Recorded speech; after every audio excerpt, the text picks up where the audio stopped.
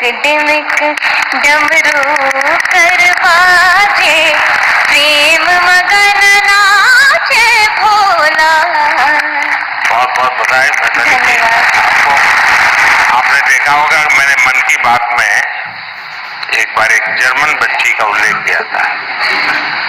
वो जन्म से उसको आंखें नहीं है, हिंदुस्तान देखा नहीं है, और मैं हैरान हूं कि भारत के दक्षिण भारत की भाषाओं के गीत इतना तेजी से ग्रास करती है। और भी पिछले दिनों यहाँ आई थी तो मेरा मिलना हुआ, तो उसने तमिल में मुझे शिव भजन सुनाया। और संगीत की क्या ताकत होती है, कोई भाषा उसको मालूम नहीं जर्मनी के सिवाय, लेकिन अद्भुत प्रभाव पैदा करती है। आपको भी वो परमात्मा ने कृपा दी है, आपने साधना भी की है। मेरी तरफ से बहुत बहुत शुभकामनाएं। बहुत बहुत शुक्रिया। क्या मैं आपके साथ तस्वीर लेनी है? कैसे? अच्छा, सेल्फी के बिना नहीं चलता। आज आपसे मिलकर बहुत खुशी हुई। बहुत बहुत शुक्रिया, धन्यवाद।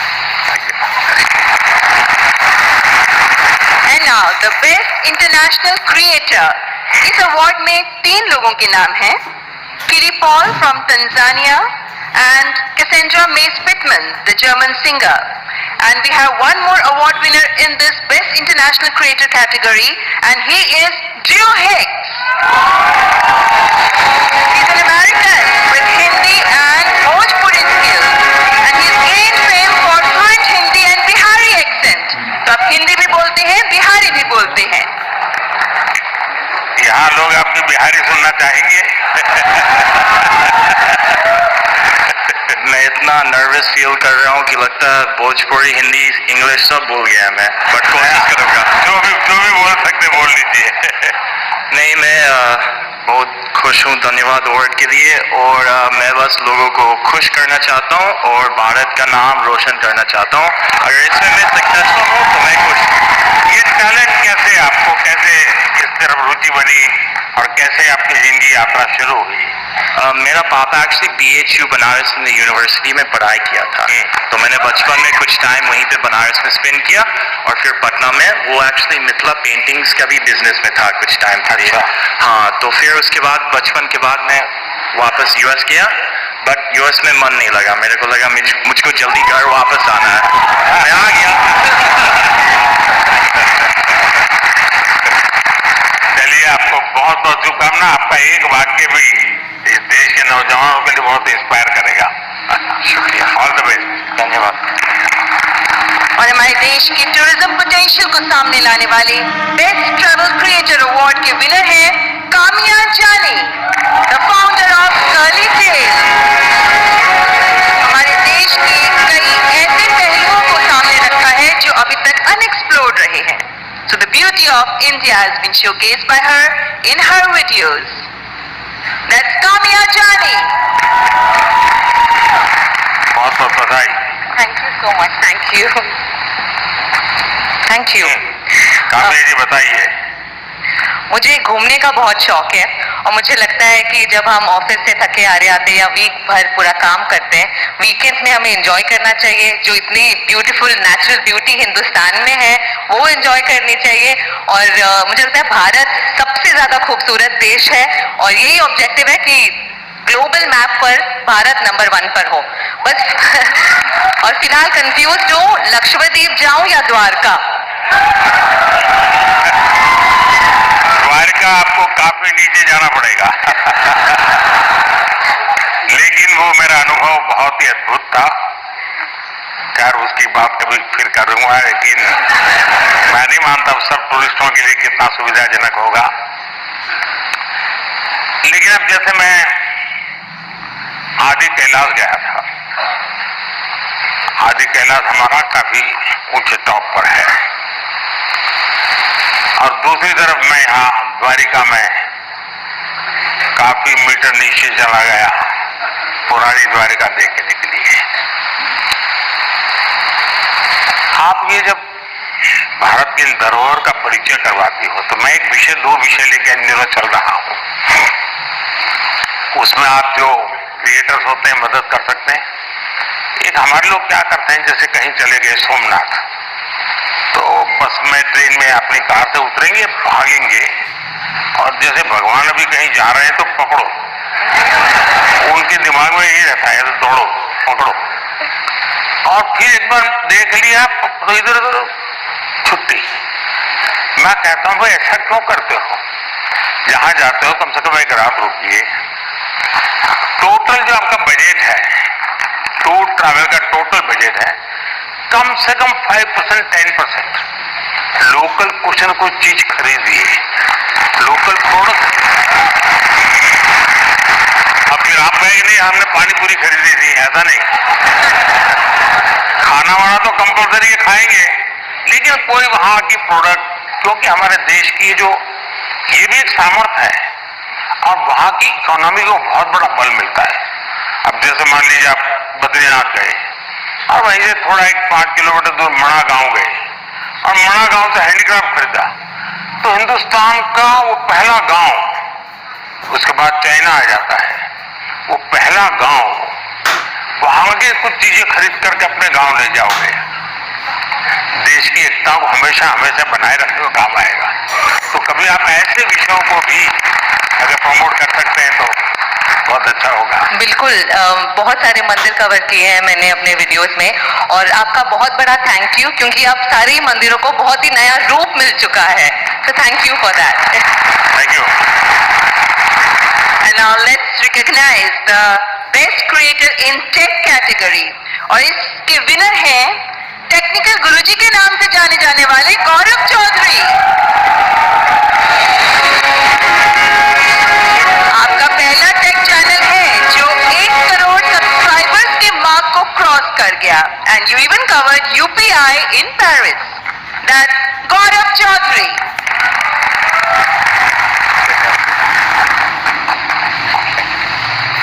चलिए भाई, आज की दुनिया का इंसान है, कुछ बताएगा हमें।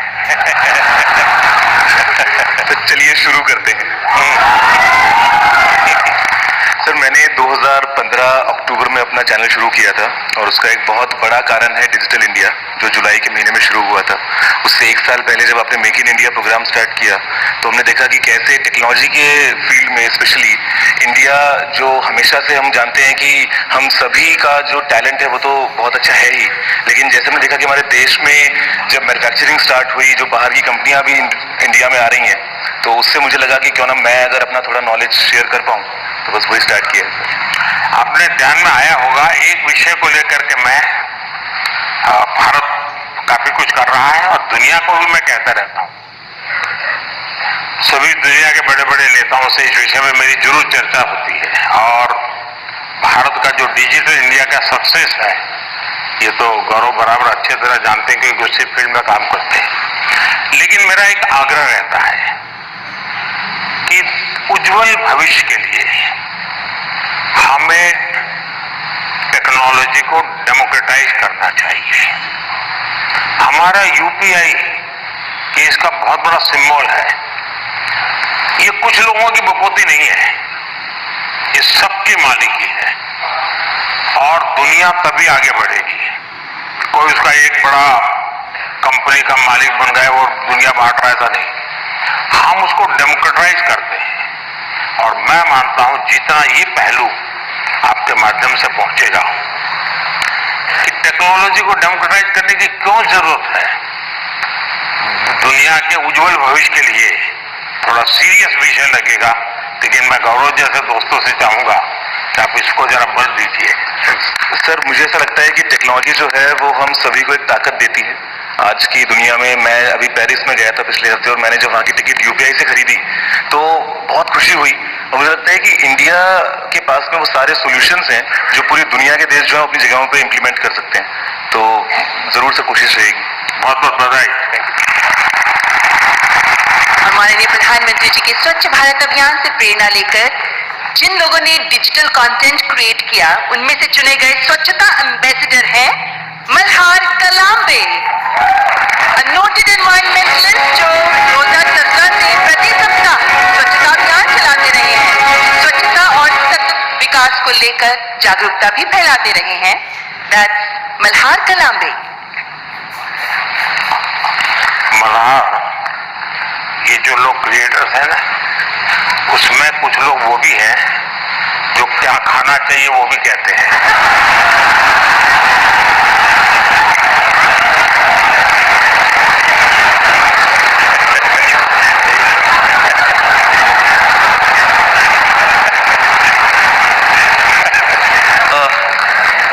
इस पुरस्कार के लिए शुक्रिया। मैं बेसिकली एनवायरमेंटलिस्ट हूँ। हम पिछले 6.5 साल से मुंबई में स्वच्छता मुहिम चला रहे हैं, आप ही से प्रेरणा लेके। पिछले 6.5 सालों में उन्होंने 500 से ज़्यादा क्लीन अप ड्राइव्स ऑर्गेनाइज की है। 80 लाख किलो से ज़्यादा कचरा मुंबई से साफ किया है। बट इतने सालों में मैंने एक चीज़ देखी है कि लोगों को कचरा उठाने में शर्म आती है, लज्जा लगती है। कई लोगों ने मुझे कचरे वाला तक कहा है, बट मैं एक चीज़ में विश्वास रखता हूँ कि अगर देश साफ करना है तो हाथ तो गंदे करने पड़ेंगे। Thank you. बहुत बहुत शुभकामनाएं। और आपने युवकों को बड़ी प्रेरणा दी है। अच्छी अच्छी सेलिब्रिटीज उनके साथ जुड़ती हैं, काफी मेहनत करते हैं और नियमित रूप से करते हैं, ऐसा नहीं टोकनिज्म करते हैं। और उन्होंने एक वातावरण बनाया है। मैं आपको बहुत बधाई देता हूं, लेकिन फिर भी मैं चाहूंगा थोड़ा बट सर मैं एक चीज़ कहना चाहूँगा, अपने अंकित भैया के साथ लास्ट ईयर स्वच्छ भारत दिन के दिन क्लीन अप किया था। ये मेरी भी एक इच्छा है कि कभी आपके साथ क्लीन अप कर पाऊँ। वाह, थैंक यू। जरूर जरूर मौका मिलेगा। और हमारी हर प्रकार की सफाई में काम आ सकता है। इस चुनाव में भी सफाई होने वाली है।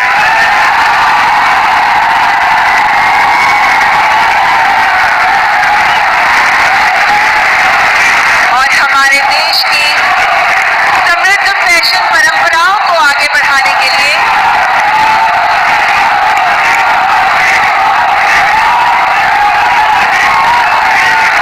The next category heritage fashion icon award, और इस अवार्ड की विनर है जहानवीर सिंह। आप पूरी तरह भारत के पारंपरिक फैशन को आगे बढ़ा रही हैं, जिनमें भारतीय साड़ियां भी मौजूद हैं। Spirituality, Bhagavad Gita, heritage fashion पर आप काम करती रही हैं। That's जहानवीर सिंह। नो बाबा,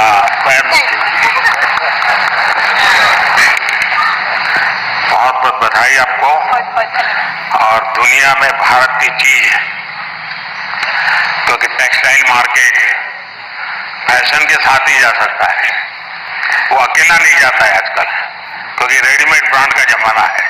और आप बड़ी मदद कर रही है, कुछ सुनाइए लोगों को। बहुत बहुत धन्यवाद। मेरा नाम जानवी है और सबसे पहले बहुत धन्यवाद इस पुरस्कार के लिए। और मैं चाह रही हूँ कि इस नए भारत में जो हमारी प्राचीन परंपरा है उसे अपनी संस्कृति, शास्त्र, संस्कार और साड़ियों के माध्यम से आगे लेके जाऊं। और मेरा सबसे यही अनुरोध है कि अपनी संस्कृति, शास्त्र, संस्कारों को भूलिए मत, उसे अपने साथ रखिए। आप कितने भी मॉडर्न हो जाए, हमेशा ये रूट्स आपको याद होनी चाहिए। एक है अब दुनिया में रेडीमेड का जमाना है, और मैं मानता हूं कि हमने इस प्रकार किसी को अगर गाइड कर सकते, आप जैसे लोग गाइड कर सकते, जैसे अब साफा कोई मानता नहीं, रेडीमेड आता है पहन लेता है और फोटो निकल जाती है। धोती मानता नहीं कोई, रेडीमेड आता है पहन लेता है। भारतीय जो वेश है उसमें भी साड़ी कठिन काम है पहनना। अगर उस मरा है थोड़ा बहुत, लेकिन मैं समझता हूं वो जितना ज्यादा प्रमोट होगा, दुनिया में बहुत बड़ा मार्केट बनने वाला है। तो उस दिशा में कैसे आप लोगों को इंस्पायर कर सकती है? मुझे लगता है हमारे देश में बहुत अलग अलग प्रकार के टेक्सटाइल्स हैं और उसको अपने वीडियोस से मैं प्रमोट करती हूँ। उसका पहनावा कैसा है, उसकी बुनाई कैसे की जाती है, टेक्सटाइल कैसा है, तो उसको आगे ले जाने का प्रयास है वीडियोस के माध्यम से, ताकि लोगों को पता चले कि हमारे भारत में इतने अलग अलग टेक्सटाइल्स और इतने सुंदर प्रिंट्स, वेराइटीज हैं जो हमें देश के सामने लानी चाहिए। और भारत एक सबसे सुंदर देश है और उसकी विरासत, उसकी परंपरा, संस्कार, संस्कृति, हर एक चीज बहुत सुंदर है। तो मेरा यही प्रयास है कि मैं उसको आगे लेके जाऊं। देखिए, भारत फैशन की दुनिया में लीडर रहा है। बहुत लोग हैरान हो जाएंगे अगर आज लोगों को लगता है मिनी स्कर्ट ये आधुनिकता की निशानी है, या पर्स ऐसे लटकाती बहनें। आप अगर कोणार्क जाएंगे, सैकड़ों साल पुराने मंदिर का जो मूर्तियां बनी हैं, उसमें आपको एक मूर्ति वो भी दिखेगी जिसमें मिनी स्कर्ट पहना है बेटी ने और हाथ में पर्स है, ऐसे लटक रही है। यानी सैकड़ों साल पहले फैशन का वो नॉलेज यहाँ पर पत्थर तराशने वाले को भी था। यानी भारत की इन विविधताओं को हम दुनिया में ले जा सकते हैं। बहुत बहुत बधाई आपको। बहुत बहुत धन्यवाद। और बेस्ट क्रिएटिव क्रिएटर फीमेल की श्रेणी में पुरस्कार प्राप्त कर रही है श्रद्धा, जिन्हें ये मशहूर है अय्यो श्रद्धा के नाम से। आप अलग अलग भाषाओं में कॉमेडी प्रस्तुत करती हैं, हास्य कलाकार। That's श्रद्धा।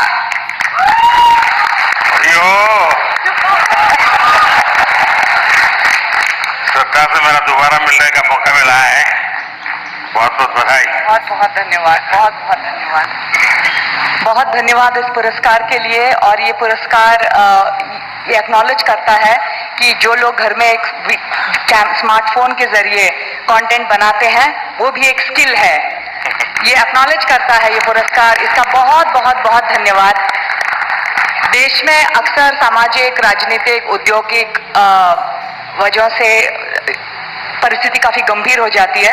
कोशिश ये रहती है कि इसमें अगर एक ह्यूमरस पॉइंट ऑफ व्यू या हास्य रस मिलाया जाए तो एक पॉजिटिविटी फैलाई जा सके। जो भी परिस्थिति हो, आई थिंक हमारे देश के लोग इतने प्यारे हैं कि परिस्थिति कितनी भी गंभीर हो, हम हर चीज में मुस्कुराने की वजह ढूंढ लेते हैं। और मैं अपने कंटेंट से ये वजह दर्शाने की कोशिश करती हूँ। बहुत बहुत धन्यवाद, बहुत धन्यवाद। देखिए, बाजार से सब्जी कितनी बढ़िया क्यों ना लाए, उसमें जब तक तड़का नहीं लगता है ना, टेस्ट नहीं आता है। तो ये हास्य की चीजें जो है वो तड़का का काम करती है जिंदगी में। और आज आपकी स्पॉन्टेनिटी ने सबको फ्लोर कर दिया है। Thank you. Thank you so much. Thank you, thank you, thank you. And now let's recognize the best creative creator male, RJ Raunak, जो अपने प्रैंक के लिए जाने जाते हैं, अपने ह्यूमर, अपनी आवाज के लिए जाने जाते हैं और अलग अलग टॉपिक्स पर बेहतरीन डिजिटल कंटेंट तैयार करने वाले आरजे रौनक। क्या आरजे, कैसे हो भैया? रौनक ने ही आरजे नाम पॉपुलर कर दिया। सर, मुझे लगता है कि आपने भी रेडियो को पॉपुलर कर दिया, तो उसके लिए बहुत बहुत धन्यवाद। और अक्सर जब मैं रेडियो में प्रोग्राम करता हूं और लोगों से रेडियो के बारे में बात करता हूं, और मुझे अच्छे से याद है जब मन की बात प्रोग्राम शुरू होने वाला था तब हमने यही कहा था कि हमारी इंडस्ट्री में और एक व्यक्ति आ रहे हैं। हमने इतने सालों से काम किया लेकिन शायद वो फर्स्ट डे से ही सारे रिकॉर्ड्स तोड़ देंगे, तो उसके लिए बहुत बहुत धन्यवाद। बहुत बहुत बधाई आपको। Thank you Modi ji. और सारी रेडियो फ्रेटर्निटी की तरफ से मैं आपको धन्यवाद कहूंगा, क्योंकि शायद यहाँ पर रेडियो का मैं इकलौता हूँ आपके अलावा जिसको ये अवार्ड मिल रहा है।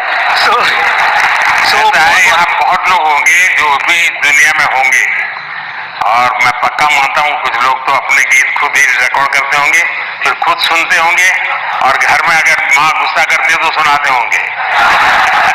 बिल्कुल। सो सबकी तरफ से मैंने सोचा था पहले कि कभी मैं ऑनरेबल प्राइम मिनिस्टर से मिलूंगा तो मैं उनसे बउआ के स्टाइल में वही कहूंगा जो मैंने बहुत सारे हजारों लोगों को कहा है। सो नमस्ते सर, मैं बउआ बोल रहा हूँ। बहुत बहुत धन्यवाद। थैंक यू भैया। And now moving on to the best creator in food category, and the award goes to Kavita's Kitchen. एक हाउसवाइफ जो बन गई digital entrepreneur. She has played a vital role in celebrating the rich culinary heritage of India.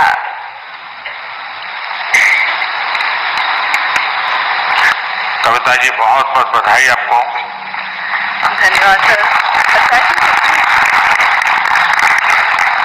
वो जो मल्हार है ना, उनको खाना बनाना सिखाया। उसको कुछ सिखाइए।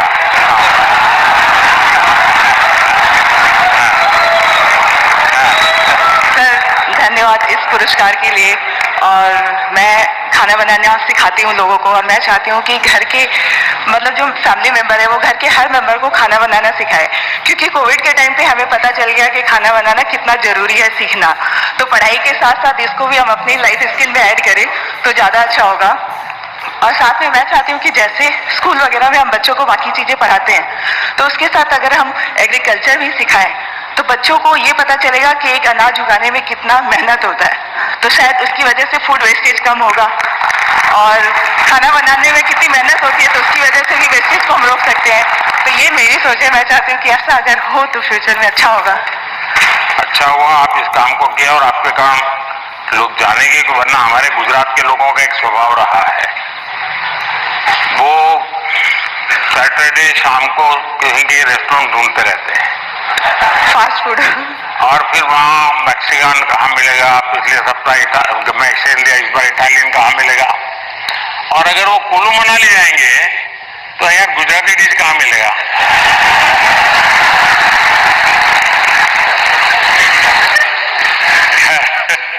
लेकिन आपने देखा होगा हमने 2023 को इंटरनेशनल मिलेट ईयर के रूप में दुनिया में पॉपुलर किया। हमारे यहाँ परंपरागत रूप से मिलेट खाया जाता था, लेकिन आज हमारे डाइनिंग टेबल पर से वो खो चुका था, फिर से आ रहा है। उसके लिए क्या कर सकते हैं? और दूसरा, खाने में बनाने के तरीके, दिखने का तरीका, लेकिन उसके साथ साथ अब न्यूट्रिशनल वैल्यूज की अवेयरनेस, उसमें आप क्या कर रही हैं? मैं कहना चाहूंगी कि जैसे बच्चे, उनको फैंसी फूड पसंद होता है, तो अगर हम उसमें ज्वार, बाजरा, रागी ये सब फ्लोर मिला के, जैसे मैं सुबह दूध की मलाई बचती है तो उसमें बनाना मैश करके डाल देती हूँ, थोड़ा रागी, ज्वार, फ्लोर, काजू, किशमिश क्रश करके, और इसके छोटे छोटे ऐसे पैनकेक बना देती हूँ, तो बच्चों को पता नहीं चलता, उनको लग रहा है कि बहुत मीठा है और अच्छा है। तो बच्चों के स्वाद के हिसाब से हमें खाने में थोड़े चेंजेस करने पड़ेंगे। और ये जो मिलेट है वो हम अपनी लाइफ में आजकल डाइटिशियन, डॉक्टर सब बोलते हैं कि मिलेट खाना हमारे लिए अच्छा है, और हम वापस उसी जनरेशन में जा रहे हैं जहाँ से हम शुरू किए थे। मैं अभी यूएस में, मुझे निमंत्रित किया गया था, तो व्हाइट हाउस में बहुत बड़ा डिनर था, सबके लिए वेजिटेरियन था, और सरप्राइजिंगली 80% डिश मिलेट की थी व्हाइट हाउस में। तो मिलेट हम सबको अपने फूड में इंक्लूड करना चाहिए। और ये आपकी बात सही है कि बच्चों को उसमें रुचि बननी चाहिए। मैं याद है, खैर मैं बच्चा नहीं था तब, मैं ताइवान गया था बहुत साल पहले, तब मैं मुख्यमंत्री भी नहीं था, और मेरा कोई 10 दिन का वहाँ कार्यक्रम, वहाँ की सरकार ने मुझे बुलाया था। अब मेरे यहाँ से गया आइटनरी के साथ, no fish, no eggs, no meat, some no. PM Modi presented the first ever National Creators Award today at Bharat Mandapam. He underlined that it is the country's responsibility to walk side by side with the change of times and the advent of a new era, and said that the nation is fulfilling that responsibility today with the first ever National Creator Awards. National Creators Award. The award function also saw awards being given to creators like Japnavi Singh, Kabita Singh, Pankti Pandey, Kirthika Govindasamy, Maithili Thakur, Gaurav Chaudhary, Ankit Bayan Puria, Naman Deshmukh, and Kamaya Yani. The National Creators Award aims to recognize excellence in storytelling, social change advocacy, environmental sustainability, education, and gaming.